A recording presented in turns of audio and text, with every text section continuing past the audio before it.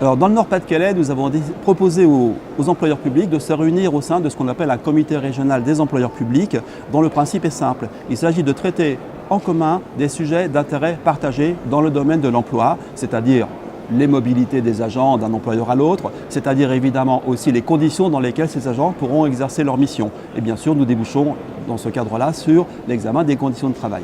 Alors, jusqu'à présent, nous avons pu, au sein du comité régional, traiter principalement justement de cette facilitation des mobilités entre employeurs. Jusque-là, si vous voulez, chaque agent public avait des possibilités établies par des pratiques, des règles d'accès à un autre employeur, mais qui étaient limitées, je vais dire, au versant de la fonction publique auquel il appartient. Par exemple, vous étiez dans un ministère, vous pouviez bien sûr postuler pour un autre poste au sein de ce ministère. D'une collectivité à une autre, d'un hôpital à un autre. Eh bien, le principe de notre travail, c'est de permettre des passages d'un versant de la fonction publique à l'autre. Et c'est ça le cœur, si vous voulez, de l'action qui démarre au sein du comité régional. C'est donc autour de la facilitation des mobilités que nous avons bien progressé avec des représentants des 3 versants de la fonction publique. Notre travail autour des mobilités a été, agrémenté, si je puis dire, de considérations qualitatives.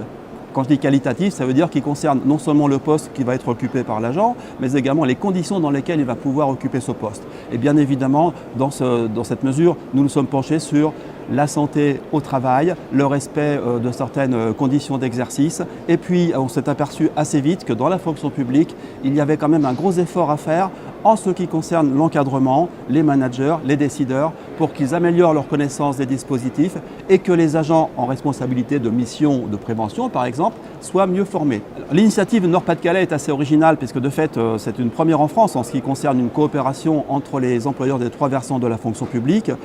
Personnellement, j'ai pu présenter ce projet au niveau national devant mes homologues parce qu'en fait, moi, je suis directeur d'une plateforme ressources humaines qui, à l'origine, s'intéresse aux mobilités au sein de l'État.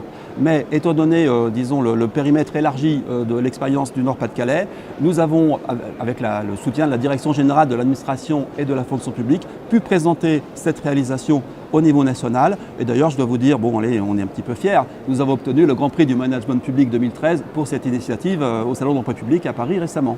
Sur le sujet de la prévention des risques dans la fonction publique, je dois dire que nous avons fait des efforts assez conséquents puisque en novembre 2009, un accord national interfonction publique a été signé avec l'ensemble des organisations syndicales et il prévoit en particulier d'améliorer la connaissance donc, des managers sur la prévention des risques. Alors vous savez, on parle beaucoup de risques psychosociaux par exemple.